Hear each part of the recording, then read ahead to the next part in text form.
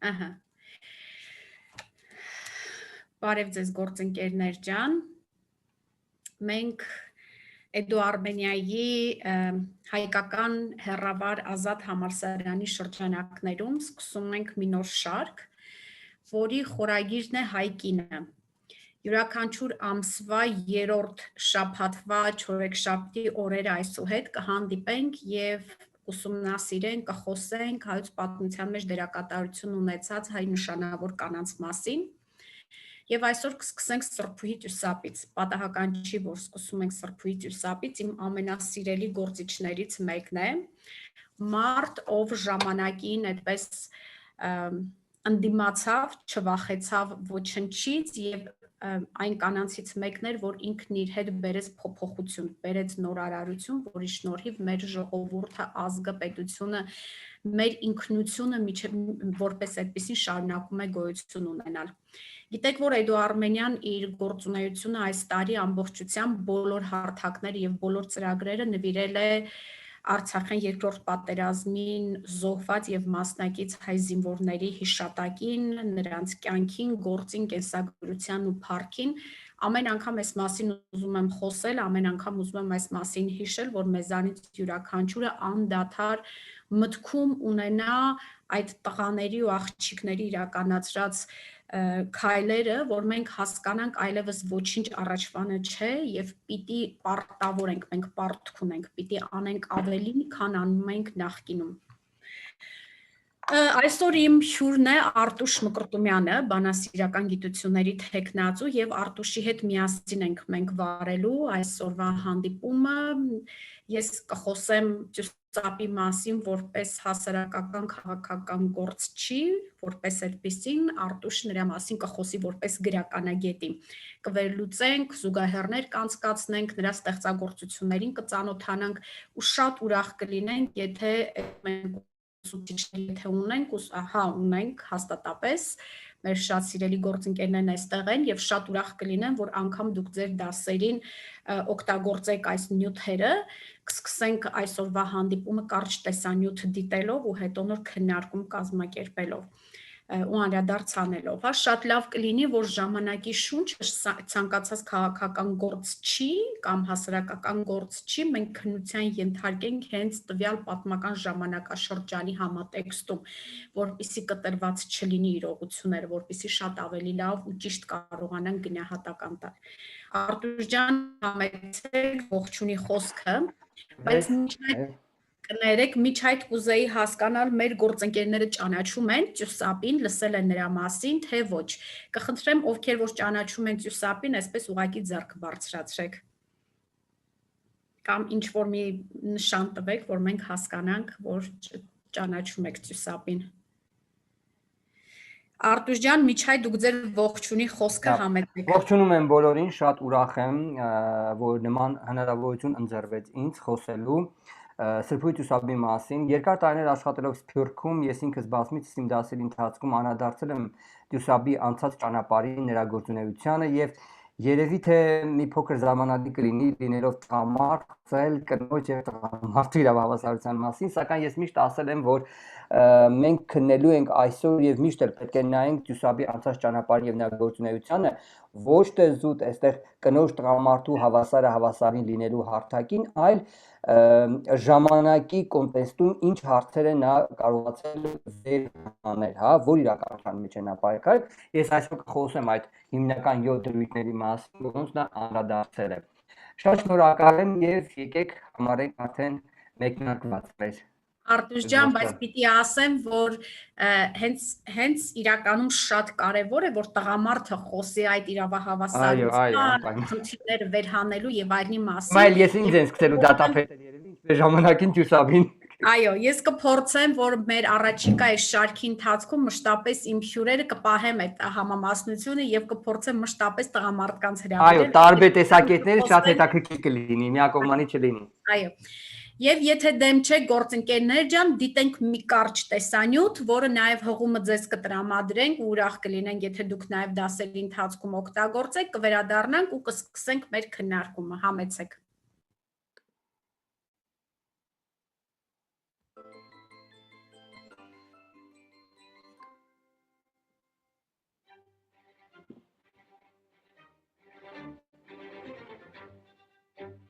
գրականության առաջին կին վիպասանն ու կրակոտ հրապարակախոսը։ Այսպես են ժամանակակիցները կոչել 19-րդ դարի հայ ազգի մեծագույն կանանցից մեկին՝ Սրբուհի Տյուսաբին, ծնունդով Սրբուհի Վահանյանին։ Իսկ նա համեստորեն հակադարձում էր. «Ես պարզապես հայուհի եմ»։ Որ նա ներշնչվել է Ժորժ Սանդի գրականությամբ, Հյուգոյի գրականությամբ, դա անշուշտ անժխտելի է, բայց նա այդ հարցերը բարձրացնում էր հայ ազգային կյանքի խնդիրների համատեքստում, ոչ թե ինքնանպատակ ֆեմինիզմի ջատագովներ։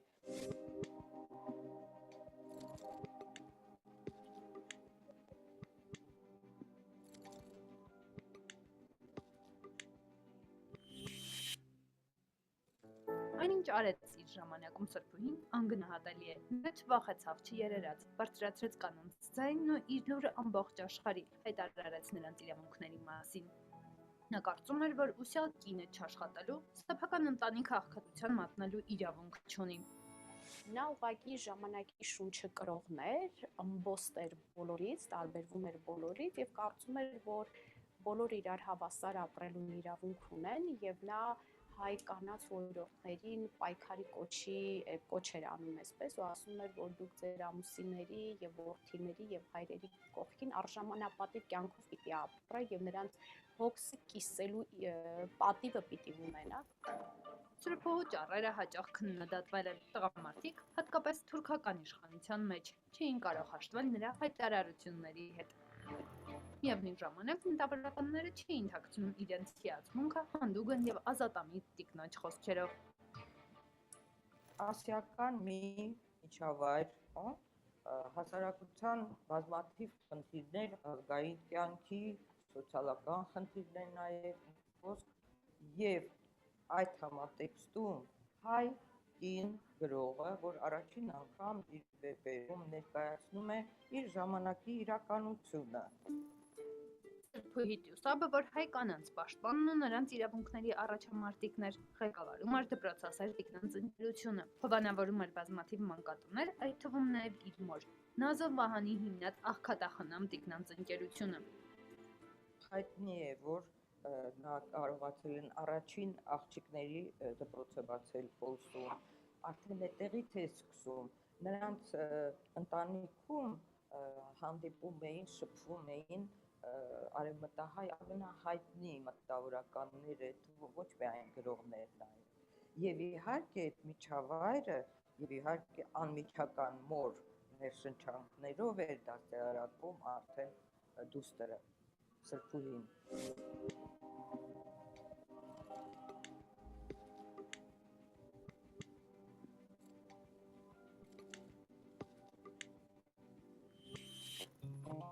Սրբուհին ծնվել էր Կոստանդնուպոլսում Վահանյանների հայտնի գերդաստանում։ 1 տարեկանում կորցրել էր հորը, բայց մայրն ամեն ինչ անում էր, որ աղջիկը չզգա հոր պակասը։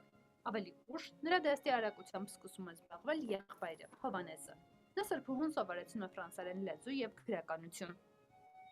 Վահանյանների գերդաստանը հայտնի էր եղել Պոլսում ու ոչ միայն պարզապես կրթություն, նրանք այդ հնարավորությունը ունեին այցելել Եվրոպա, այնտեղ ապրել նաև։ Ֆրանսիական մշակույթով տարված Սրբուհին հեռանում է մայրենի լեզվից ու արմատներից։ Ընտանիքը նրան ուսումնառության է տալիս Մկրտիչ Պաշիկ Թաշլյանի մոտ։ Ուսուցիչը շատ մեծ դեր է խաղալու հետագայում Տյուսապի կյանքում եւ կարծես թե նրա մոտ տեղափոխություն է տեղի ունենում նրա հոգում, մտքում ու սրտում եւ Տյուսապը սիրահարվում էր ուսուցչին եւ ուսուցչի միջոցով նաեւ հայոց լեզվին, գրականությանը, պատմությանը եւ ինքնությանը։ Պաշիկ Թաշլյանի կողմից անպայման եղել է, բայց ցավոք տխուր վերջաբան է ունեցել, բայց իսկ ինչ վերաբերում է Սրբուհուն, նա իրոք անհուն մեհիացումի, պատկարանքի նաև զգացմունքներ են դրանք եղել, բայց չեն վերաճել իրոք արդեն մեծ սիրով։ Պաշիկ Թաշլյանի մահը խոր ազդեցություն է թողնում օրիորդի վրա, իր ցավն ամփոփում է ստեղծագործական գործունեության մեջ։ Ընդունված է նրան կանանց, այսպես ասել, խնդիրների, ֆեմինիստական, կանանց էմանցիպացիայի, բայց եթե ընդամենը դա դրանով բնութ բնութագրենք իհարկե կլինի թերի, որովհետև կանանց խնդիրը դուսաբը դիտարկել է ազգային խնդիրների համադրմամբ Պրոցեսոր տիկնանց ընկերությունում նրա ղեկավարած տարիները ոսկեգույն տառերով են առանձնացնում։ Սրբուհու կազմակերպած հանգանակությունների ու միջոցառումների շնորհիվ բազմաթիվ կանայք կարողացան կրթություն ստանալ ու աշխատանք գտնել։ Այս հարցում նրան անվերապահորեն է լցում էր ամուսինը, ֆրանսիացի դաշնակահար Պոլ Դյուսաբը։ Ֆրանսիական հասարակության էլիտան, հանդիպումներ անդադար, համերգներ, հանգանակություններ դրամական եւ այս ամբողջից կարողանում է շատ հեշտությամբ Դյուսաբն օգտագործել եւ այն օգտագործել հայ իրականության, հայ դպրոցի, հայ ворթերի, հայոց լեզուն տարածելու գործում։ Երիտասարդ կնոջ ողբերգությունը սկսվեց ծանր հիվանդությունով։ Ուժեղ գլխացավերը բուժելու համար նա դստեր հետ մեկնեց Փարիզ, որտեղ 18-ամյա Դորի Դյուսաբին երաժշտական մեծ ապագային կանխորոշում։ Շուտով վերադարձան Պոլիս, որտեղ Դորին ամիսներ անց մահացավ թոքախտից։ Դստեր կորստի ցավը չափազանց ծանր էր։ Սրբուհին թողեց գրականությունը, թողեց հասարակական կյանքն ու մեկուսացավ իր հիվանդության հետ, որ հետագայում բժիշկները քաղցկեղ կոչեցին։ Վերջին 10 տարին, այսինքն նա իր կյանքի 90-ից մինչև իր մահը 901 թվականը իրոք ապրել է մեկուսացած, հետո էլ արդեն այդ ամբուժելի հիվանդությունը, որ վերջ դրեց նրա կյանքի 60-ամյա տարիքում։ Սրբուհի Դյուսաբը մահացավ 60 տարեկանում։ Նա մեծ հետք է թողել իր ժամանակի կանանց վրա, ովքեր նրա շնորհիվ կրթություն ստանալու ու ինքնաարտահայտվելու համարձակություն ունեցան։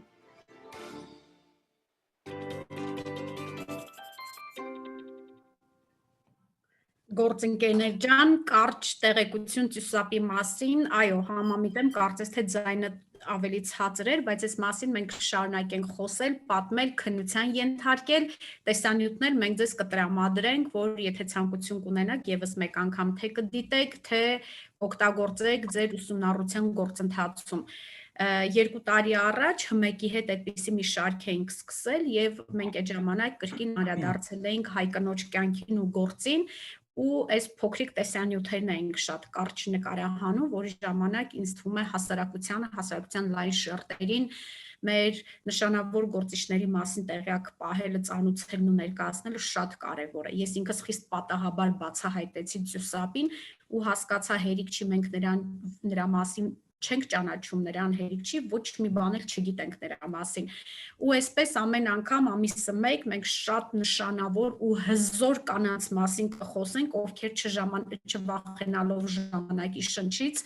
պահպանողական հայացքներից, եղան ժամանակի կրողը, իրենց ուսերին վերցրեցին այդ խարանը եւ առաջ տարան մեր հասարակությանը։ Պիտի ասեմ, որ Դյուսաբը միջև Արտուշին խոսքը փոխանցելը, պիտի ասեմ, որ Դյուսաբը ինքը, եթե այնտեղ տեսանյութում լսեցիք կարճ, ինքը այսպես թուրքական բարձրաստիճան եղբայրը Վահանը թուրքական արքունիքում բարձրաստիճան պաշտոնյա էր եւ ընտանիքը բավականին այդպես մեծահարուստ ընտանիք էր եւ երեխային մեծացրել էին, դաստիարակություն ու կրթության էին տվել ժամանակի լավագույն դպրոցներում, ֆրանսիական միջավայրում, այն ժամանակ գիտեք, քաղաքակիրթ աշխարհի կենտրոնը ֆրանսիական միջավայրն էր համարվում եւ կարծես թե հայի, հայկականության ու ինքնության մասին Դյուսաբը այսպես մի տեսակ համահրական վերաբերմունք ուներ եւ հայկականությունը այդպես ասոցացվում է մնացության հետ։ Մինչև այն պահը, երբ որ Վահանը կորոշի, որ ինքը պիտի քրոջ դաստիարակությամբ զբաղվի եւ այդ ժամանակակից արդի ֆրանսիական կրթությունից ու միջավայրից դուրս պիտի ինքը քրոջը սովորեցնել տա հայոց լեզու, գրականություն եւ այլն եւ կվարձի ուսուցիչ եւ ոչ ավել ոչ պակաս կստացվի, որ Դյուսաբի ուսուցչուհին կդառնա Մկրտիչ Պեշիկ-Թաշյանը, ով շատ մեծ դեր կխաղա նրա կյանքի, գործի, հետագա գործունեության վրա եւ գնահատելով ու սիրելով ուսուցչին, նա կսկսի գնահատել ու սիրել հայոց լեզուն, հայոց պատմությունը, հայ եկեղեցու պատմությունը եւ ոչ միայն կգնահատի ու կսիրի, ինքը կդառնա այն կարևոր ու գլխավոր դերակատարը, ով որ կսկսի Օսմանյան Թուրքիայի տարածքում այդպես պտտվել գյուղից գյուղ, քաղաքից քաղաք, դպրոցներ բացել ու սկսել ուսուցանել երեխաներին ու շատ լայն հասարակական գործունեություն կծավալի։ Այսպես կյանքից մի դրվագել կա, երբ որ վերջի 10 տարիները տեսակ, երբ որ աղջիկը կմահանա, շատ ծանր տարավ աղջկա մահը, որովհետև աղջկա համար Ֆրանսիայում երաժիշտները շատ փայլուն ապագա էին գուշակել եւ կարծում էին, որ նա տաղանդավոր երաժիշտ պիտի լինի, բայց երբ որ կմահանա աղջիկը, դրանից հետո հասարակությունից չի կարողացել այսպես հաղթահարել այդ ծանր վիշտը կսկիծը եւ ինքը փակվեց հասարակությունից։ Երբ որ այդ 10 տարիների ընթացքում, բայց շարունակում էր հյուրեր ընդունել եւ դեռևս ինքը արդեն կայացած հասուն կին էր, իրեն հյուր են գնում Զաբել Եսայանը եւ Թյոդիկը, նրանց էլ մենք հետո անդրադառնանք։ Ու ասում է, որ այս երկու դեռատի աղջիկների վրա Ծյուսապը շատ մեծ ազդեցություն կրեց։ Զապելը իր հուշերում է գրում, ասում է սևազգեստ առաքինի կինը իր արտաքին տեսքով, ասում է, երբ որ լսեց իմ մասին, իմացա, որ ես գրականության մեջ պիտի իմ ճանապարհը շարունակեմ, ասեց, որ կինը միջակություն լինելու իրավունք չունի այս ժամանակներում, ասում է, միջակ լինելու իրավունք միայն տղամարդ իրավունք ունի մեր իրականության մեջ, պիտի հաղթահարես ու պիտի անես ավելին հաջողության հասնելու մասին։ Ու երբ որ նրան այդպես գովերգում էին ու գեղեցիկ խոսքեր էին շռայլում, ասում էին, որ դու այդպես հայրենասեր ես կամ հայրենիքի պետության երկրիդ համար գործեր ես անում, շատ համեստորեն լռում էր ու ասում էր, ընդամենը ամենասովորական հայուհին եմ, ով որ իր երկրի ու պետության համար գործեր է անում, ոնց որ բոլորը։ Այսինքն երբեք չմեծամտացավ ու երբեք չկարևորեց ու երբեք չասեց, որ ես անում եմ ավելին, քան մյուսները, որ ես տարբերվում եմ բոլորից իմ արած գործով ու երևի թե իր մեծությունը հենց դրանում էր։ Արտուշ ջան, համեցեք, հետո այդպես շարունակելով առաջ կգնանք։ Շնորհակալություն, ես էլ մի քանի հավելումներ անեմ, ասեմ, որ երկար տարիներ աշխատելով Երուսաղեմում եւ նմանատիպ խնդիրների այնտեղ ամեն օր առնչվելով 2016 թվականին ես Երուսաղեմի հայոց պատրիարքանի կողմից լույս ընծայվող Սիոն ամսագրում հրատարակեցի մի բավականին մեծ հոդված, ուրեմն դասական ուղղությամբ եւ արևմտահայերենով հենց Սրբույթ Ուսաբի կյանքի եւ գործունեության մասին։ Իմ սիրելի գործընկեր Լիլիթը հանգամանորեն ներկայացրեց Սրբույթ Ուսաբին, ես մի քանի ուրեմն ուղղակի մեջբերումներ կանեմ, որ ֆրանսիական կրթություն ստանալուց հետո նա երբ որ վերադարձավ Պոլիս,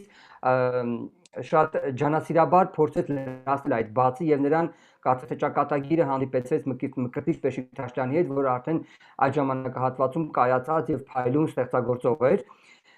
եւ նրանց այսպես ասած սիմպաթիա կար նրանց երկուսի միջեւ, որը եւ օգնեց Սրբուն հաղթահարել եւ այդ բացը լրացնել։ Երկար ժամանակ են անցկացնում եւ զգացմունքներ կար նրանց միջեւ, սակայն նրանց համար անհամատեղելի էր այդ սերտ, եթե կարելի այդպես անվանել, որտեղ մի քանի հանգամանքներ կային՝ տարիքային տարբերությունը, սոցիալական դիրքը, ինչու՞ չէ նաև Բեշիկտաշյանի անառողջ վիճակը։ Որոշ ժամանակահատված Սրբուն իր կամքին հակառակ, որքան զարմանալի նշանում են մի բժշկի հետ, սակայն Սրբուին շատ արագ այդ սխալը ուղղում է եւ իր նշանդուկը չեղյալ է համարում եւ ինքը խոստում է տալիս, որ մինչեւ Բեշիկտաշյանի մահանալը նա երբեք իր անձնական կյանքը չի դասավորի։ Եվ Բեշիկտաշյանի մահից հետո նա արդեն ամուսնանում է Փոլ Տյուսաբի հետ, որը այն ժամանակ Պոլսում ուներ Բեյի եւ Փաշայի կոչում, բավականին մեծահարուստ սիրված երաժիշտ էր եւ այդտեղից նա վերցնում է իր Տյուսաբ մականունը ամուսնու, բայց ինքը իր աղջկական ազգանունով Վահանյան էր։ Սրբույթ Ուսաբը, եթե կարելի այսպես ասել, իր կյանքում Մաթեոս Մամուրյանն է վկայում, ասել որ Տյուսաբը կրակոտ ելույթներ էր ունենում։ Տյուսաբը լինելով նյութապես ապահովված, կարող էր հանգիստ վայելել իր բարձրաշխարհիկ եւ սալոնային անհոգ կյանքը, սակայն նա ինքնակամ նետվեց կյանքի դժվար պայքարի մեջ։ Ինքը տեսած տան աղջիկ էր, ինչպես որ փորձում էին ասում, որտեղ հայրը բավականին մեծ դրամական ժառանգություն էր թողել, որպեսզի Նազլ Վահանը կարողանար հոգ տանել երեխաների մասին։ Բացի այդ դրամով նրանք հիմնում են բավականին շատ ուրեմն կազմակերպություններ, հա, այդ ուրեմն Որփախրամ Տիկնանց կազմակերպությունը, Գայան դպրոցին են օգնում եւ այդ ամենը նա մորից է տեսնում, ինչպես հոգ տանել դիքավորների մասին, ինչպես հոգալ ազգի կարիքները եւ նյութականը դնել մի կողմ եւ հոգեվորը ավելի վերդասել։ Այդ ամենը եւ մոր մասին խոսելուց բավականին մեծ պատկառանքով էր խոսում, ասում էր որ հոր որբությունը այդպես չզգացի, որովհետեւ Տիկին Նազլը տվեց ամեն ինչ եւ ինքն էլ տվեց ամեն ինչ իր զավակներին, չվստահելով ժամանակի կրթական համակարգին այդ մահմեդական միջավայրում։ Աղջկա Դորինի եւ տղայի Էդգարի դաստիարակությամբ ինքը սկսեց զբաղվել տանը տնային պայմաններում եւ երբ որ ինչպես դու նշեցիր Լիլի ջան անսպասելի անժամանակ աղջիկը հեռացավ, դա մի կարծես թե սրտին լիներ մցրեցին սրտի մեջ եւ ասում է Սենյակ արկել էր մատուր, խունկ էր ծխում այնտեղ, խնկարկում էր ամեն ինչ, նրա նկարները եւ այլն մեկուսացել էր կյանքից։ Ես այսպես տարբեր դրվագներից եմ պատմում, որտեղ ասելիքը այնքան շատ է։ Եվ մի դիտարկում եմ ուզում անեմ Լիլի ջան, երբ որ ես 12 տարի Հայաստանեն դուրս ապրելուց հետո վերադարձա Հայաստան, մի որոշ ժամանակահատված Երևանի հանրակրթական դպրոցներից մեկում էի դասավանդում, չեմ ուզում ասել, որ ինձ որ դասադասման եկի եւ այդ օրը ես Պեպոն էի ներկայացնելու հեղին երեխաներին եւ անկախ ինձանից զուգահեռ անցկացրեցի ուրեմն Կեկելի եւ Սրբույթ Ուսաբի ֆեմինիզմի միջև բոլորը զարմացան ինչու ասի որովհետեւ Տյուսաբի ուրեմն դրույթներից մեկը այդ դրամոժիտի հարցն էր որ կինը իրավունք ունի սիրո վրա հիմնված ընտրություն կատարել եւ ոչ թե դրամոժիտով բավական է կնոջը սարքել առուծախի առարկա Եվ դրա վառ օրինակը ես միշտ մեջբերել եմ Ալփիար Ալփիրյանի դատապարտյալը ստեղծագործությունն է, որտեղ որ երիտասարդ աղջկան պարտքի դիմաց, այսպես կարելի ասել, վաճառում են հոր տարիքի տղամարդու։ Եվ վերջում այդ աղջիկը մենակ է մնում, հանուն որի, հանուն ում, եղբորը, ընտանիքի հոր պարտքեր ինքը կյանքը զոհաբերել էր, բայց հասարակ նրանք երես թեքեցին։ Եվ Պեպոյի մեջ Պեպոյի քրոջ հետ ես զուգահեռ անցկացրեցի, ասելով որ չկար դրամոժիտ նշանձրիկը չեղյալ համարեց եւ այնտեղ շատ ցայտուն ձևով արտահայտվում է դա Դարչոյի բերանով ասում է ես Դիրկիկելին շատ եմ սիրում համա թե գործը գլուխ չի գալի ես ինչ անիմ այսինքն եթե չկա փող եւ հետո ավելի մեծ դրամոժիտով այսպես առաջարկում են տգեղ մի աղջկա մարկրիտի կերպարը խնդրեմ հա ըստ իս իմ ուրեմն անձնական դիտարկումներով դա ֆեմինիզմի բացահայտ մի երևույթ ու բավականին հետաքրքիր անցավ եւ տնօրենը եւ ուսուցչուհին դասավանդող ասեցին որ երբեւե չէինք մտածել 8-րդ դասանում կարելի է խոսել այսինքն իսկ ինչի՞ չէ եւ հետո երեխաները իմ հետ խոսում էին եւ ինձ փորձում էին ապացուցել որ այսօր կան դրամոժիտի վրա հիմնված ամուսնություններ հարուստը հարուստի է եւ երեխաներից մեկն ասեց որ պարոն Մկրտումյան եթե այն ժամանակ աղջկա կամքին հակառակ էր իսկ հիմա ասում է փոխվել է մարդիկ ինքնակամ են դրան գնում ոչ մեկ չի ստիպում հարուստը հարուստի հետ է ամուսնանում աղքատի եւ հարց տվեց աշակերտներին թե ինչու է այդպես այսինքն որտեղ ցանկանում են հարստությունը կրկնապատկել այսպեսի հետաքրքիր մի դիտարկում վերադառնանք նրա ստեղծագործությանը ասեմ որ Սրբույթ Ուսաբի գրչին պատկանում են 3 ստեղծագործություններ, հա, Մայտա, Սիրանուշ եւ Արաքսիա կամ Վարժուհի։ Սրբույթ Ուսաբը երբ որ մտավ գրական ասպարեզ կամ ընդհանրապես մտավ պայքարի մեջ, այնպես չէր, որ նրան գրկաբաց ընդունեցին։ Անշուշտ սվինավորները շատացան, ժամանակի գրողները, հա, Գրիգոր Զորհա, Ալփիար Ալփիարյան, իդեպ ասեմ Զորհապ ասում է որ կնոջ տեղը գրականության եւ քաղաքականության մեջ չի, այլ ընտանիքում է, բայց ես այստեղ եմ ուզում զուգահեռներ անցկացնել։ Մենք գիտենք որ Գրիգոր Զորհապի 4 զավակներից 2 տղան եւ 2 աղջիկը ոչ մեկ երեխաներ չունեցան եւ նրա աղջիկը Հերմինեն հենց լիդեր կերպար էր, որը Նյու Յորքում մեծ բորսա էր ղեկավարում, ասում էր ունեմ դրամ, պաշտոն, փող, ամուսին ինչին էր պետք Եվ այստեղ իմ աշակերտներից մեկը էլի զուգահեռ անցկացրեց, ասաց որ նա ամեն ինչ ուներ եւ չէր ուզում ենթարկվել որևէ մի տղամարդու։ Այնպես որ ինքը քարկոծում էր ընտանիքում կար եւ վերջին աղջիկն էլ արդեն Դոլորեսը ամուսնացավ բավականին մեծ տարիքում Զորապին, այլ երեխա ունեցավ, արդեն կարիերայի հետևից էր գնում։ Տեսեք ինչ էին քարոզում եւ իրենց ընտանիքում այդ երևույթը եղավ։ Այստեղ կարելի է ես միջամտել, ես գոնե երբևէ չեմ նկատել ու չեմ կարդացել Ծուսապի գաղափարներում կամ մոտեցումներում մի դրվագ, որտեղ որ ինքը չէր կարևորում հայ ընտանիքը։ Հակառակը ինքը ասում էր, որ յուրաքանչյուր կին պիտի արժանի լինի իր հորը, ամուսնուն, որդուն, նրան պիտի օգնի իր բոլոր հարցերում եւ ինքը անդադար այդ հավասարության, միասին հարգելու, այդ ամբողջին միասին հասնելու գաղափարներ առաջ քաշում։ Այո, Լիլի ջան, ես հենց հիմա դրա մասին եմ ուզում խոսել, այսինքն գիտեք, այստեղ կարծես թե ինչ-որ բան, ոնց ասեմ, գործընկերային խանդ լիներ, որ մարդկանց կողքին կինը անելիք չուներ, դա էր դու, որովհետեւ ես հիմա կկարդամ նրա հստակ դրույթները, որտեղ որ այո, իրեն ժամանակի երևելի գրողների կողմից բարձրացված այդ ընտանիք քանդելու, չգիտեմ, հավասարության նման բաներ չի եղել։ Հետևյալ հարցերն էին. ինչպես այրերը, նույնպես եւ կիները աշխատանքի ազատություն պետք է ունենային։ Կիները ազատ պետք է ըլլային ամուսնության բարակային, իրենց կամքով եւ ճաշակով ամուսին ընտրելու։ Կիները այլ մարդոց հավասար կրթություն ստանալու իրավունք պետք է ունենային։ Անհրաժեշտ էր պայքարել կիներու չափազանց փչնասիրության դեմ, պետք է արգելվեն դրամոժիտի կամ նյութական ակնկալության վրա հիմնված ամուսնությունները։ Հայ կին ալթեր պետք է ունենա հանրային, ընկերային, ազգային կյանքեն ներս, պահպանելով ազգային բարքերը, ազատվիլ նեղմտությունեն եւ նախապաշարումներեն։ Ահա սրանք են հիմնական դրույթները եւ նույնիսկ ասեմ որ իր կոչերում իր ստեղծագործությունները, այդ երեք թվարկած ստեղծագործությունները հիմնականում իր գաղափարախոսություններն են կրում։ Իր հերոսների բերանով հենց ինքը Տյուսաբն է խոսում, հա։ Եվ շատ գրաքննադատներ ասում են, որ մայտա ստեղծագործության մեջ մայտան հենց ինքն է։ Մայտան ունենալով կախված լինելով ամուսնուց իր ամուսնուց, դրամ, դիրք եւ այլն ամուսնու մահից հետո կարծես թե ասում են նա թևերը կտրեցին, զրկեցին նրան թռիչքից։ Մինչդեռ Սրբույթուսաբը քննադատում էր ասում էր, որ ամուսինից զրկվելուց հետո կամ որևէ հենարանից հովանավորչությունից զրկվելուց հետո պետք է ոտքի կանգնել ինքնուրույն, պայքարել։ Միշտ նզովում էր այն մարդկանց, ովքեր որ ընկրկում էին, խեղճանում էին եւ թուլանում էին, միշտ այսպես ձեռքի ափը պահած ողորմություն էին խնդրում։ Լինել անկախ ամենևին չի նշանակում չհնազանդվել կամ ընտանիք քանդել եւ այլն եւ այլն։ Այսինքն այսպեսի մի խոսքեր կա, չէ՞, կանայք շատ են սիրում ասել, ասում են յուրաքանչյուր ուժեղ տղամարդու թիկունքում ուժեղ կին է կանգնած։ Եվ այսպես կարելի ասել, որ ձերքը ձերք է լվանում, երկու ձերքը երես է լվանում, հա։ Այս խնդիրներն հիմնականում առաջ քաշել Սրբույթուսաբը։ Գրականության տեսակետից, գրականագիտական տեսակետից, եթե դիտենք նրա երեք ստեղծագործությունները, այդպես աչքին գնող եւ խորքային չէին, հա, գրական այդպիսի մեծ արժեք չէին կարող ասել, որ ներկայացնում են։ Հիմնականում իր գաղափարներն էին, եւ ինչն է հետաքրքիր, որ ասում էր ես իմ գաղափարները գրքին եմ հանձնել, թղթին եմ հանձնել, որպեսզի ձերքե ձերք, ընտանիքի ընտանիք ներս մտնեն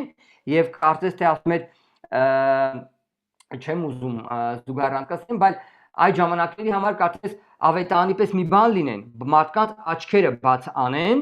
եւ ճանապարհ հարթեն։ Անշուշտ թուրքական միջավայրում հայկական ամիրական ընտանիքներում խիստ քննադատեցին Սրբույթուսաբին, ասելով որ կինելու փերանը լեզուն գտնե։ Բայց ասեմ, որ Սրբույթուսաբը մեծ հետք թողեց, մեծ ալիք բարձրացեց, շատ բաներ փոխվեց։ Նրանից հետո սկսեցին այլ կերպ ամեն ինչին նայել։ Դպրոցներ բացվեցին, շատ կանայք սկսեցին փորձով մեջ, ինչպես ժամանակակիցներն են վկայում, մազը կարճ կտրել, այլոց պես դապատ հապիլ եւ փողկապ տնել, ինչպես թուրքերեն ասում են, գարավատ գգաբեին, իհարկե սա տղամարդկանց դուր չէր գալ, որտեղ իրենք էին, չէ՞, իշխողը։ Եվ սկսեցին արդեն քաղաքականության մեջ ներգրավվել, ինչու՞ չէ նաև հասարակական գործունեությամբ զբաղվել։ Եվ ես այստեղ ուզում եմ մի հետաքրքիր զուգահեռների շարքը շարունակել, եթե կարելի է։ Գրիգոր Զորհապի ես առանձնացրել եմ Փոստալը ստեղծագործության մեջ Տիգրանուհին, որը որ գյուղից գալիս էր պարտիզակից եկավ պոլիս աշխատելու եւ սպասուհու իբրև սպասուհի էր աշխատում այդ տանը, նրան օգտագործեցին թե բարոյապես, թե ֆիզիկապես եւ ապա իրավունքները ոտնահարելով հրի կնոջը դուր շպրտեցին փողոց։ Այստեղ եթե Փոստալը Տիգրանուհին մի փոքր տեղյակ լիներ իր իրավունքներից, իբրև կին կկարողանար ինքն իրեն պաշտպանել։ Եվ թույլ չէր տա, որ իրեն կողկրտեին ցեխի մեջ, դժբախտացնեն եւ դեն նետեին։ Ուզում եմ մի փոքր այստեղ նաեւ անդրադառնալ Գեգամ Սայրյանի Գյուլնարա ստեղծագործությանը, շատ ծանոթ ենք հավանաբար, այստեղ մի պարսկու մասին է պատմում, որ ասում է այնքան գեղեցիկ է, որ անգամ Շիրազում նրա գեղեցկությունը չունեին վարդերը։ Եվ Գյուլնարան գորգագործուհի է, նայել էր պայքարում կանանց իրավունքների մասին եւ համար փորձում էր դեմ դուրս գալ շահին։ Եվ իր մտքերը նա այդքան գրագետ չէ, որ Սրբույթուսաբի նման գրքեր գրել, գորգի վրա է արտահայտում, յուրահատուկ միջոց է գտնում նա։ Գորգի վրա նա գործում է առանց չադրայի սևահեր մի գեղեցկուհու եւ գնում է շահի մոտ։ Երբ որ շահը նրան ընդունում է, ասում է ասելիքը տասա ինչի համար ես եկել։ Նա լուր գորգը այսպես բաց է անում շահի առաջ եւ շահը տեսնում է այնտեղ առանց չադրայի կին, հասկանում է ասելիքը։ Եվ այս ըմբոստության համար նա հրամայում է, որպեսզի գյուլնարային գլխատեն։ Տեսեք, այս ստեղծագործության մեջ արտահայտվել է պարսկական իրականության մեջ եղած այդ խնդիրը։ Ընդամենը աղջիկը ցանկացավ այդ գլխաշորը հանելով նա ուզում էր կնոջ ազատություն։ Եվ դա լռեցվեց, դա սահտվեց եւ գյուլնարայի մահով շահը փոխեց սաստել մյուսներին, հանկարծ չլինի այնպես, որ մյուսները թևավորվեն։ Եվ Սրբույթ ու Սաբի քննադատում էին ավելի շատ նրա համար, որ մտածում էին նա շատ հետևորդներ կունենա, որովհետև շատ կանանց շատ աշխորժալուր էր նրա նյութերը, սրտներից էր բխում։ Բոլորն էին այդ մասին մտածում, բայց քչերը կունենային Դուսաբի համարձակությունը բարձրաձայն խոսել այդ մասին։ Էլի եմ ասում, նա ֆինանսապես ապահովված էր։ Նրա տանը հավաքվում էին ֆրանսիական, ուրեմն արվեստի ներկայացուցիչները, Պորսիո էլիտան, սալոնում միշտ լինում են հյուրասիրություններ, նվագակցություն, գրական երկերի քննադատություն, նա կարող է շատ հանգիստ իր կյանքը վայելել, սակայն հասկացավ, որ նա կին մնա, որ պիտի պայքարի մյուսների համար։ Ցավոք սրտի նա կյանքից հեռացավ 60 տարեկանում, այսինքն պայքարող ստեղծագործող կնոջ համար իսկական ստեղծագործության ծաղկուն մի շրջան, որը ընդհատվեց։ Իհարկե, նա իր էությամբ շատ զգացմունքային էր եւ անձնական վիշտը կոտրեց նրան, հաղթեց նրան։ Այստեղ ցույց տվեց, որ Սրբուհի մայրը նրա մեջ ավելի զորեղ էր, որտեղ չկարողացավ նա շատ մեծ փափագ ուներ, որպեսզի Դորինը լինի իր մտքի գաղափարի շարունակողը։ Եվ կոտրվելուց հետո այլևս չկարողացավ նա շարունակել իր գործը։ Նրա ստեղծագործությունները ավարտվեցին այդ 3 ուրեմն գրքույկների մեջ, բայց այդ 3 գրքույկների մեջ ավելի շատ բան կար ասելու, ես կարող եմ համարձակորեն ասել, քան կարող էին ասել ժամանակի շատ ճոռոբ ու պերճախոս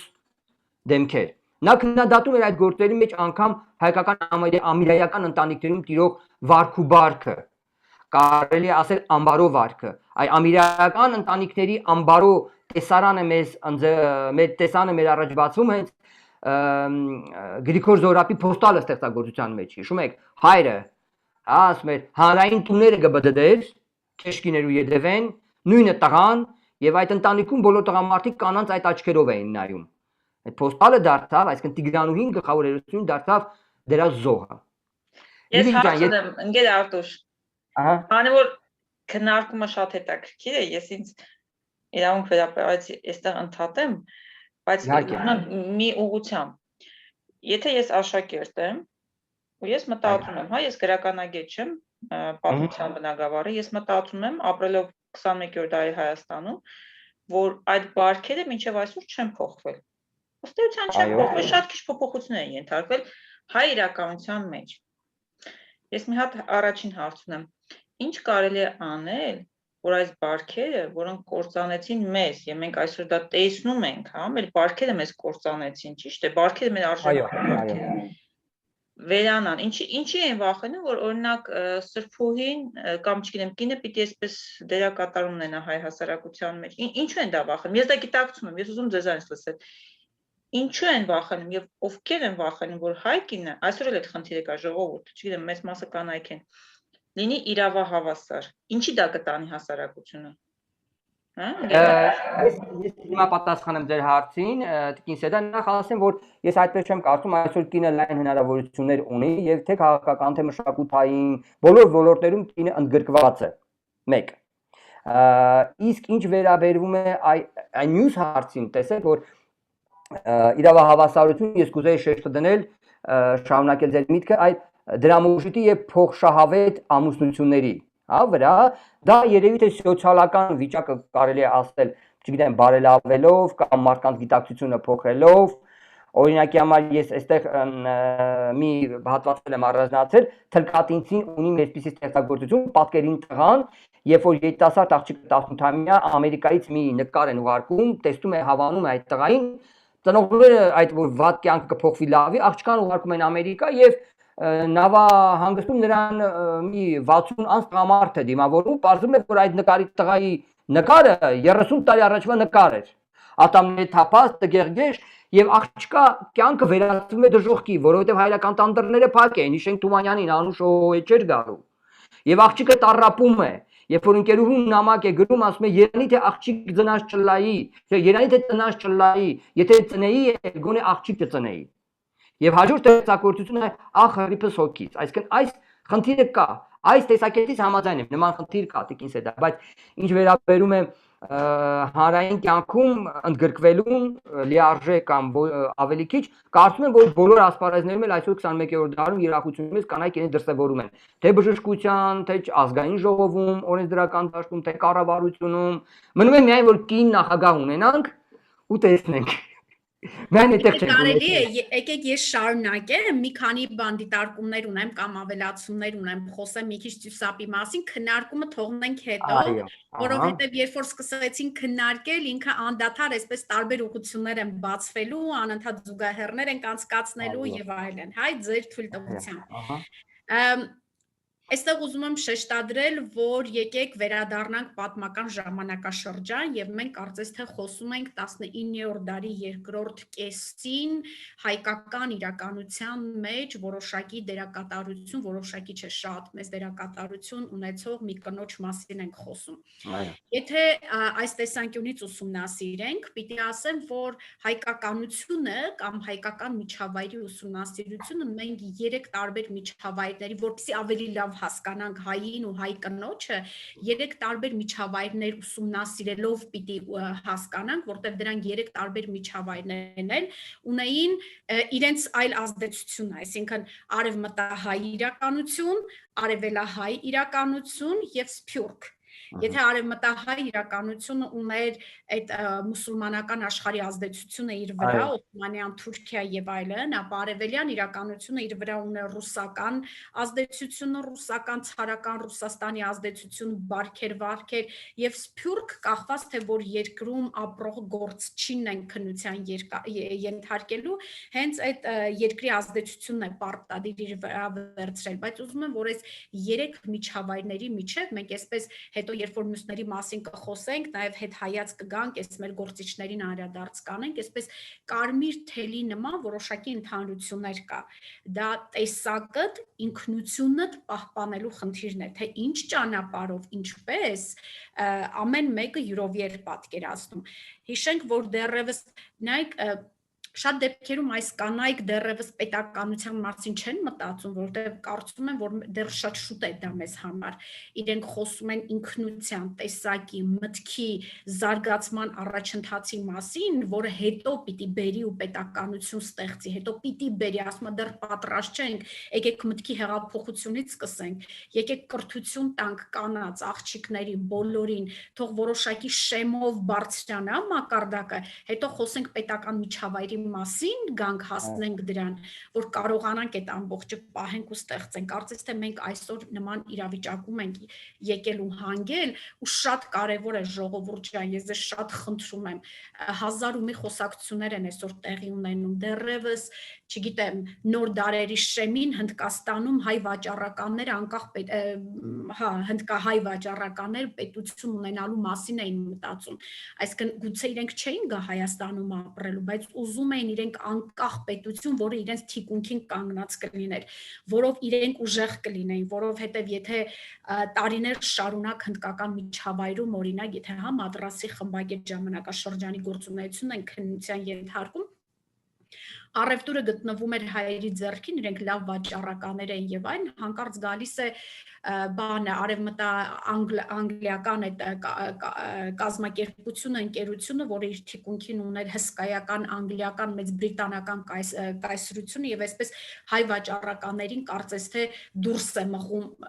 շուկայից։ Սկսում են մարդիկ մտածել մի պետության մասին, որը որ իրենց թևու թիկունք պիտի լիներ։ Պետությունը, անկախությունը բացարձակ արժեք է, որը որ մենք պիտի գիտակցենք ու այս յուրաքանչյուր գործ չի իրականացրած քաղաքականությամբ նաև պիտի գիտակցենք ու պահպանենք։ Հիմա ինչ վերաբերում է շատ տեղերում կկարդաք ու կտեսնեք, որ ծյուսապը համարվում է հայ ֆեմինիզմի հիմնադիրներից մեկը եւ շատ տեղերում կկարդաք, որ ֆեմինիզմը կքարկոծվի եւ այսպես յուրաքանչյուր տարբեր ձևերով կհասկանա։ Եկեք նախ սկսենք քննության ենթարկել տերմինը, ինչ բան է ֆեմինիզմը, ինչ ենք հասկանում սրա տակ, որովհետեւ եթե համաշխարհային պատմության կոնտեքստում ենք դիտարկում ֆեմինիզմը, ինքը զարգացման 3 տարբեր փուլեր է ունեցել։ Եվ առաջի փուլում, երբ որ սկսում են այս շարժումը, երբ որ սկսվում է, ընդհանրապես կնոջ իրավունքների մասին էր, ընդհանրապես արժանապատիվ կյանքի մասին էր խոսքը, արժանապատիվ որոշում կայացնելու, իրավունք ունենալու, ազատ խոսքի ձայն ունենալու, չվախենալու մասին էր խոսքը։ Եվ գիտեք, որ այդ նոր դարերի վերջում արդեն կար այդ սալոնային մշակույթը, որը նաև ներթափանցել էր բոլոր երկրներում, որտեղ որ հավաքվում էին սալոններում, ընդ որում քիչ ուսումնասիրված է սալոնային մշակույթը, բայց ինքը ինչքան մեծ ազդեցություն է ունեցել հասարակությունների զարգացման ու առաջընթացի մասին, որովհետև այսինքն դրանք ակումբներ էին ու կանանց ակումբներ էին, որտեղ որ մարդիկ հավաքվում էին ու սկսում էին խոսել, գաղափարական քննության էին ենթարկվում, ոչ թե հավաքվում էին բամբասելու, իրենց գեղեցիկ հագուստն ու շպարը ցուցադրելու, որ բասեց էլի վերցի դրույթը կներ, որ պերճանքից եկեք զրկվենք, այդ կեկենական վիճակներից, որը որ նաև քվդիզում է, չէ՞ տարածված, կեկելի հոգեբանությունից։ Այո, այլ ասում էր եկեք խոսենք կարևորի մասին, որովհետև կինը այն հիմնական դերակատարն է, ով սերունդ է կրթում ու դաստիարակում։ Եվ այս մասին գիտեք դեռևս հին Սպարտայում եւ այլ երբ որ կրթություն էին տալիս, կրթություն էին ստանում կանայք, մի պարզ պատճառով ասում են մենք կրթված զինվոր ենք ուզում ունենալ։ Հիմա մենք ինչ ենք ուզում ունենալ։ Շատ կարևոր են այս հարցերը, որ մենք մտածենք ու առաջ գնանք ու հասկանանք ով է կինը, ինչ դերակատար է ունեցել։ Շատ լավ հարց տվեցիք ընթացքում, ես իմ ուսանողներին մշտապես հարցնում եմ այն ուժեղ տղամարդու թիկունքում ուժեղ կնոջ այդ ասացվածքի մասին, ես մշտապես իմ ուսանողներին հարցնում եմ, ասում եմ, չեմ ակնկալում պատասխան ու հիմա նաև չեմ ակնկալում մեր գործընկերներից այդպես պատասխան, բայց ասում եմ, եկեք մտածենք, ով է ձեր կինը ձեր կյանքում, ձեր կինը, ձեր քույրը, ձեր տատը, չգիտեմ, շատերի կյանքում սիրուհին ինչ դերակատարություն է խաղացել, ձեր որոշումների կայացման գործում ինչ դեր է խաղացել, ինչպես է ստիպել, գուցե ինքը չի էլ երևում, բայց ինչքան մեծ դերակատար է, հա, ու անտեսել ու առաջ անցնել, կարծում եմ հնարավոր չէ, եւ եթե գանք հենց համաշխարհային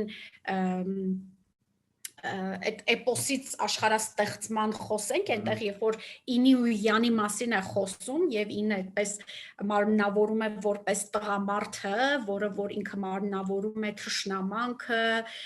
ագրեսիան, չգիտեմ ինչ, ու ասում է հնարավոր է հասնել միայն ներդաշնակության, այս երկուսի համագործակցության, որովհետեւ յանն էլ ինքը գալիս է ու ներկայացնում է որպես խաղաղությունը, հանդարտությունը, շփումը, երկխոսությունը եւ այլն, եւ այս երկիր մոլորակի վրա միայն հնարավոր է երկուսի երկխոսությամբ որևէ հաջողության հասնել եւ այլն։ Ինչ վերաբերվում է կանանց իրավունքներին աշխարհում, նշեցիք, որ նայեք, այս ժամանակ արդեն Սրբույթ Յուսապը 1880-ական թվականներին, երբ որ ինքը կմտնի որպես հասարակական գործունեության դաշտ, չի վախենա ու դրոշակը բարձրացնի ու կսկսի խոսել հայ կնոջ իրավունքի դաստիարակության ու կրթության մասին։ Եթե համաշխարհային պատմության մեջ այսպես օրինակներ բերեմ, գիտեք, որ միայն երկրորդ համաշխարհային պատերազմից հետո Անգլիայում, Մեծ Բրիտանիայում կանայք ընտրելու իրավունք ստացան, միայն ընտրելու, այն էլ 30-ից բարձր տարիք ունեցող կանայք կարող էին ընտրությանը մասնակցել, բայց ոչ դեռևս ընտրվելու, հա, եւ Անգլիայում նույնպես այս ժամանակ ասոցիացիաները որպես այդպիսին հասարակության կարճ կտրած մազերը եւ տաբատը ասոցացվում էր անբարոյականության հետ եւ միայն անբարոյականներն էին, որ իրավունք ունեին մազերը հագնելու կամ տաբատ հագնելու, բայց եթե նայենք, դուք նայեք այդ փտած օսմանյան կայսրությունը կիսագաղութային իրավիճակում հայ կանայք կարծես թե ավելի այսպես ազատամիտ են, առաջատար են, գաղափարներ են առաջ քաշում եւ Սրբուհին այն ամբողջ ինչի մասին որ պիտի խոսեր ինքը իր մոր մոտ էր տեսել, որովհետեւ դեռ իր մայրն էր զբաղվում հասարակական օրինակ էր մայրը տանը, այո, մայրը ինքն էր զբաղվում հասարակական գործունեությամբ եւ ինքը ուներ այդպես բանը կազմակերպություն հասարակական, որտեղ որ պարբերաբար հանգանակություններ էին կատարում, դրամահավաք էին կազմակերպում եւ օգնում էին հայ որբերին, դպրոցներ էին բացում, աջակցություն, օգնություն էին ցույց տալիս եւ այլն։ Մի դրվագել եմ ձեզ ուզում պատմել Ճյուսապի մասին, դեռ երիտասարդ տարիների մասին, երբ երիտասարդ աղջնակ էր ու սկսեց այդպես հասարակական միջավայրում ակտիվ դերակատարություն խաղալ։ Ուզում եմ խոսքերը կարդալ 1865 թվականին Զմյուռնիայում սկսում են գրականագետները շատ լուրջ քննադատության ենթարկել Գրիգոր Չլինկարյանին, որովհետև Ծաղիկ հանդեսում մի հոդված էր գրել, որը էլի այդպես ազատամիտ էր, գաղափարներ ուներ ու նրան սկսել էին քննադատել եւ այստեղ իր անգամ համախոհները, տղամարդ համախոհները վախենում էին նրան պաշտպանելուց, նրա մասին լավ խոսք ասելուց, անգամ մարդ այդ հոդվածի համար ձերբակալվում է, դատապարտվում է, հայտնվում է թուրքական բանտում եւ այլն ազատ խոսքի համար եւ այդ հերթական հանդիպման ժամանակ օրինակ Վահանյանն ասում է որ Գեղանի ու Աշխույժ մի օրորդ չվախեցավ այնպիսի մի ճառ ասեց որ ես դրանից ամաչեցի ու գետինը մտա եւ ուզում եմ ձեզ համար հենց խոսքերը իր կարդալ ասում է Գեղադեմ օրորդին այս պարզ ու իմաստալից խորհրդածությունները լսելով գետնե գետին անցավ մեծ կզմայլեի անոր անկեղծության եւ Իզմիրի կանայքը պաշտպանելու եւ երիտասարդությունը դատապարտելու երկսայրի լեզվի վրա մերթ կսրամտեի որ նորաբույս կույսը մեզնե ավելի ազատամիտ մեզի կանացի բնության վրա դաս տալու կհանդգնի այսինքն Չլինգարյանը կանանց իրավունքների պաշտպանությամբ այդպես ազատամիտ լինելու մի հոդված էր գրել եւ մարդիկ ուղղակի վախենում էին լավ խոսք ասել նրա համասին նրա համար որովհետեւ ժամանակի շունչը ինչպես բոլոր ժամանակներում մոդայով ենք գնում քանի դեռ այս մեկին դատապարտում են սրա վրա քար են շպրտում ես այդ համարձակությունը չունեմ ավելի նախընտրում եմ մի անկյունում հանգիստ ապրել սպասել միջև հոսանքը կանցնի, հետո կսկսեմ նրա մասին խոսել ու լավ բաներ ասել, բայց ահա Ճյուսապն է, որ առաջի անգամ այդպիսի մի մեծ ճառ է ասում մտավորականների մեջ, ասում եմ մի կողմից տեսակ, ասում եմ մի կողմից հիանում էի նրա խոսքով սուր խոսք ասելու այդ ունակությամբ, որ մեզ դատապարտում էր, մյուս կողմով էլ ամաչում էի ու գետին էի մտնում, որ ավելի համարձակ էր, քան մենք։ Ահա այսպիսին էր Ճյուսապը, Եթե կարելի է ներողություն խնդրում, եթե խոսքը վերջացու, մի քանի դիտարկում էլ ես անեմ։ Անպայման։ Հա, անպայման։ Ես ուզում եմ ասել գործընկերներ ջան, որ Սրբույթ Ճյուսապն համարվում է, ինչ չեմ ուզում, որ նրա մասին շատ խոսենք, նրա մասին ներկայացնենք, պատկերացրեք դասի ժամանակ, երբ որ 19-րդ դարի երկրորդ կեսի 20-րդ դարի սկիզբ Օսմանյան կամ հայ իրականության մասին ենք մենք խոսում, շատ ավելի պատկերավոր ու տեսանելի կլինի, երբ որ այս ժամանակաշրջանի մասին խոսենք ոչ թե այդպես ուղղակի բան վերնախավի պատմության կամ քաղաքական պատմության կոնտեքստում, այլ խոսենք այն գործիչների արած գործի տեսանկյունից, որի օրինակը հենց ինքը Ճյուսապն է եւ ավելի պատկերավոր կլինի երեխաների ու մարդկանց համար այդ իրականությունը։ Պիտի ասեմ, որ թուրքերը Ճյուսապին իրենք համարում են թուրքական ֆեմինիզմի հիմնադիրը, անկեղծ եթե լինեմ, իրենք բոլորը հույների ու հայերի են համարում, որովհետեւ այդ ժամանակվա մտածողները այդ հասարակության մեջ առաջադեմ մտածողները հայերն ու հույներն էին, որոնք իրենց շարժում են բերում եւ փոփոխության են ենթարկում, բայց եթե տեսնեք, այսպես կարմիր թելի նման Ճյուսապի բոլոր գաղափարներում ու գործերում անցնում է հայոց լեզվի, հայոց պետության, հայ ընտանիքի եւ ինքնությունը պահելու թելը, այսինքն ինքը այո խոսում է նաեւ քրդերի,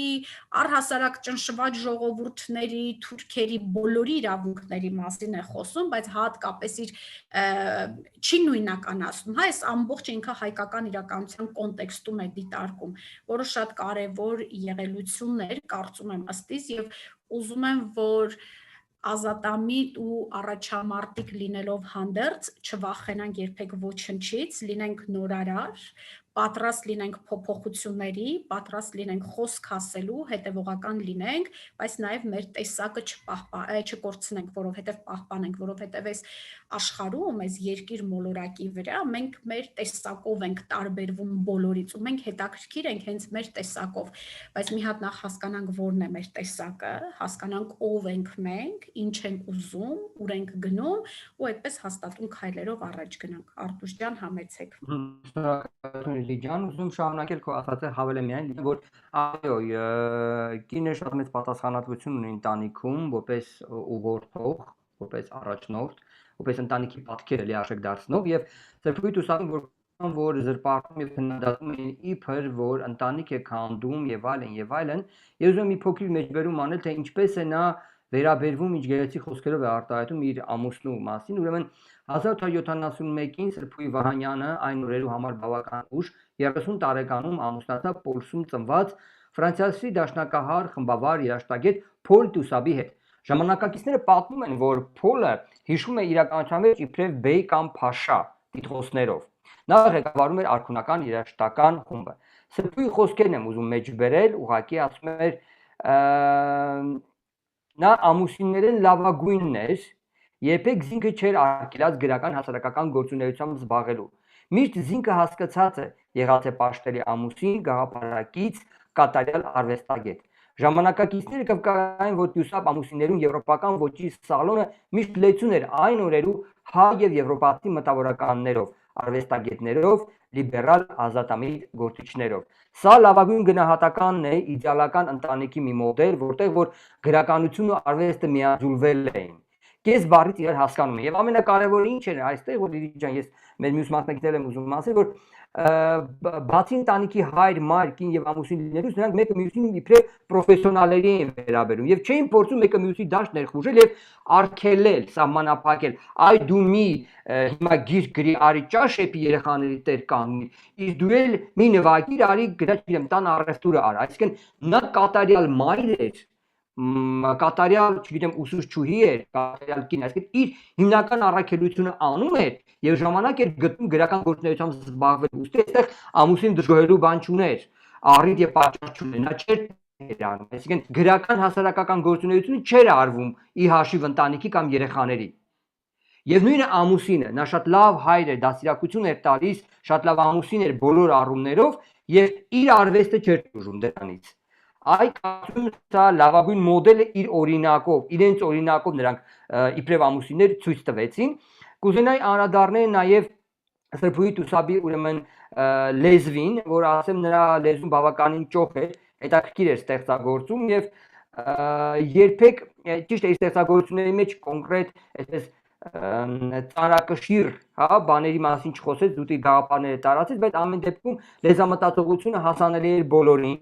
առանց սահմանափակումների, առանց այսպես խուճուճ արտահայտությունների, չփորձեց զարմացնել ընթերցողին իր լեզվական հնարքներով եւ գիտելիքներով։ Նա կոնկրետ իր ասելիքը ուներ։ Ու եթե ուշադիր կարդանք, իր գործերը կարծես մի տեսակ ռետորաբանական լինեն։ Ավելի շատ ուղեցույցներ են, հերոսների միջոցով ցույց է տալիս քայլերը, թե որից հետո ինչ պիտի անես, որպեսզի կարողանաս հասնես այս կամ այն արդյունքին։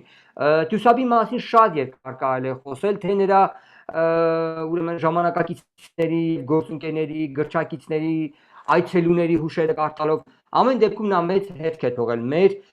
գրականության մեջ, մի հետաքրքիր էջ է բացել եւ կարեւորը որ իր արժեվ դրված նպատակին նա կարողացավ հասնել։ Եվ պետք է երևակայենք, եթե նա կարողանար մի քիչ ավելի երկար ապրել, ինչքան շատ բան կաներ հետագա սերունդների համար, ինչպես իր մայրը։ Լիլի ջան։ Ես պիտի ասեմ, որ երևի թե հիմնական մասը ինչ կուզեինք պատմել Տյուսապի մասին այն էր, այս ամբողջն էր, եւ կուզեմ ընդհանրապես ամփոփել ասելով, որ Տյուսապը, Սրբուհի Տյուսապը հայ գրականության փաստորեն առաջին կին վիպասան է հայ իրականության մեջ, հասարակական գործիչ է, հայ ֆեմինիստական շարժման հիմնադիրն է եւ ով իր մասին երբ որ այդպես գովերքում էին ու խոսում էին, ասում էր, որ ես ընդհանրապես մի պարզ հայուհի եմ եւ դեռատի աղջիկներին էլ խորհուրդ էր տալիս ու ասում էր, որ միջակություն լինելու իրավունք չունեք։ Եղեք ավելին, որպեսզի կարողանաք կայանալ ու հաջողության հասնել։ Երևի թե հիմնական մասը այսպես ամփոփենք ծուսապի մասին խոսելու ներկայացնելու, անցնենք հարց ու պատասխանի ֆորմատին եւ եթե մեր գործընկերները կուզեն ինչ-որ բան հավելել կամ հարցեր ունեն կամ չգիտեմ ինչ, սիրով լսենք։ Սիրով։ Այստեղ հարցում, ինչու ծուսապի հերոսուհիները ոչ հայկական անուն ունեն։ Ինչպես չլսեցի։ Ինչու ծուսապի հերոսուհիները ոչ հայկական անուն ունեն։ Կարող եմ ասել, որ դա էլ իր բացատրությունն ունի, ֆրանսիական գրականության հետ առնչություններ ուներ, ազդեցությունը շատ մեծ էր, եւ նաեւ այստեղ հետաքրքիր մի բան էր նա առաջ քաշում, գիտենք, որ Սփյուռքում շատ հետաքրքիր անուններով են հիմա էլ նախկինում էլ կոչել իրեն զավակներին, այսինքն պատմական տեղանունների, Մեղրի, Նայրի, Սևանա, Դալար, Փաթիլ եւ այլն ազգային ինքնությունը ուրեմն պահպանելու համար իր ստեղծագործությունների մեջ սա նաեւ ցույց էր տալիս, որ կարելի է մի փոքր դուրս գալ ազգայինի